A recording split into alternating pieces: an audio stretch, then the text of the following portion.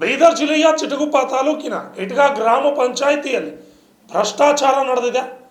ಇಟ್ಗಾ ಗ್ರಾಮ ಪಂಚಾಯಿತಿ ವ್ಯಾಪ್ತಿಯಲ್ಲಿ ಬರುವ ಇಟ್ಗಾ ಗ್ರಾಮದಲ್ಲಿಯೇ ಕಾಮಗಾರಿಯಲ್ಲಿ ಅವ್ಯವಹಾರ ಮಾಡಿರುವ ಪಂಚಾಯತ್ ಅಭಿವೃದ್ಧಿ ಅಧಿಕಾರಿ ಹಾಗೂ ಜೈ ಹಾಗೂ ಟಿಸಿ ವಿರುದ್ಧ ಸೂಕ್ತ ಕಾನೂನು ಕ್ರಮ ತೆಗೆದುಕೊಳ್ಳಬೇಕು.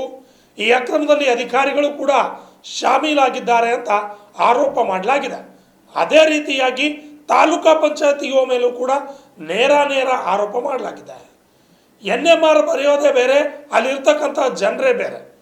ಈ ಒಂದು ಹೂಳೆತ್ತುವ ಕಾಮಗಾರಿಯಲ್ಲಿ ಸಂಪೂರ್ಣವಾಗಿ ಭ್ರಷ್ಟಾಚಾರ ನಡೆದಿದೆ.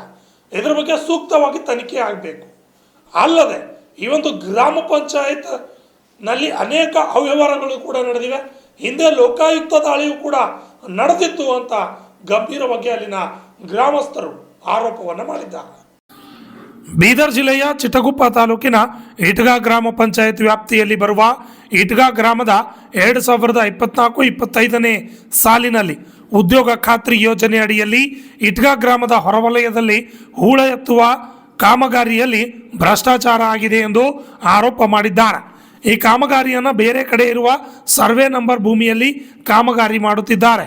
ಹೀಗಾಗಿ ಸರ್ಕಾರಿ ಹಳ್ಳದ ಹೂಳೆತ್ತುವ ಹೆಸರಿನ ಮೇಲೆ ಕಾಮಗಾರಿ ಮಂಜೂರು ಮಾಡಿಕೊಂಡು ಬೇರೆ ಯಾರದ್ದೋ ಜಮೀನಿನಲ್ಲಿ ಮಾಡುವುದು ಎಷ್ಟು ಸರಿ ಎಂದು ಅಲ್ಲಿನ ಗ್ರಾಮಸ್ಥರು ಪ್ರಶ್ನೆ ಮಾಡಿದ್ದಾರೆ.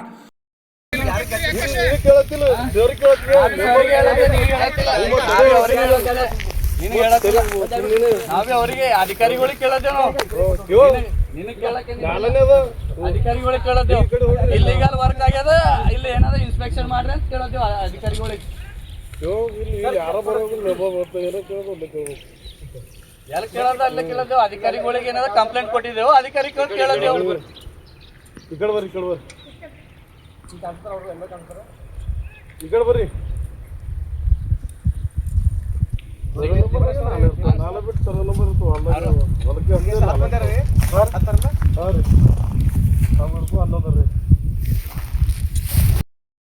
ಹೊಟ್ಟಿಗೆ ಹೋಗ್ಕೊತ ಬರ್ತಾರೆ ಸರ್. ಏನಾರ ಮಾಡತ್ತೀರ, ಏನ್ ಮಾಡಕತ್ತಿದ ಮಾಡ್ತೀವ್ರು ಮಾಡ್ಕೊಡ.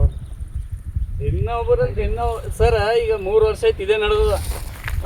ಎಲ್ಲ ತೊಲಿ ಇದೇ ಗುಡ್ದಳಿ, ಇದೇ ತಿಂಬದು, ಇದೇ ಲೂಟಿ ಮಾಡೋದು. 100 ಮಂದಿ 60 ಮಂದಿ NMR ಹಾಕ್ತಾರ, 10 ಮಂದಿಗೆ ಪೇಮೆಂಟ್ ಸಿಗ್ತದ. 10 ಮಂದಿಗೆ ಯಾಕೆ ಸಿಗ್ತದ? 60 ಮಂದಿ ಏನದ ಲೇಬರ್ ವರ್ಕ್, 60 ಮಂದಿಗೆ ಸಿಗ್ಬೇಕಿಲ್ಲ ರೀ ಪೇಮೆಂಟ್.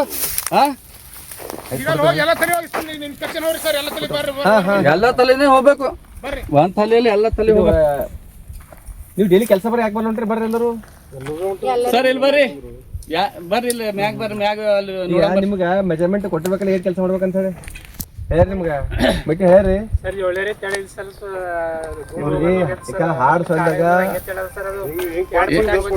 ಇಲ್ಲಿ ಅಲ್ಲಿ ಮ್ಯಾಗ ಬರ್ರಿ, ಅಲ್ಲಿ ಮ್ಯಾಗ್ನು ನೋಡಟ್ ಬರ್ರಿ ಸರ್. ಅಲ್ಲಿ ಮ್ಯಾಗ ಅಲ್ಲಿ ಹೊಲ ಹಾಕಿರ್ಲ ಬರ್ರಿ, ನಾಲ ಎಲ್ಲೆಲ್ಲವ ನೋಡ ಬರ್ರಿ.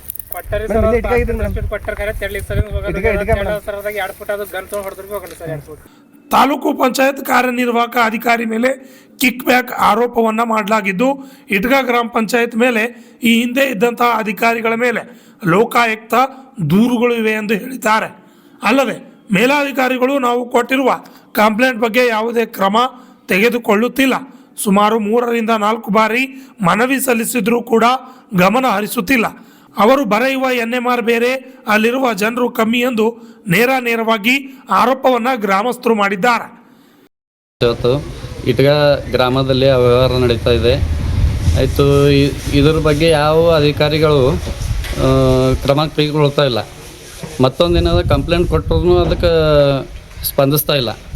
ಈಗ ಅದಕ್ಕೇನದ ಅಂತಂದ್ರೆ ಇಒ ಮತ್ತು ಮೇಲಧಿಕಾರಿಗಳಿಗೆ ಕಂಪ್ಲೇಂಟ್ ಕೊಟ್ಟಿದ್ದೀನಿ. ಸ್ಪಾಟಿಗೆ ಬಂದು ಇನ್ಸ್ಪೆಕ್ಷನ್ ಮಾಡಿದ್ರು ಕೂಡ ಅಲ್ಲೇನದ ಅವ್ಯವಹಾರ ಕಂಡು ಬಂದಿದೆ.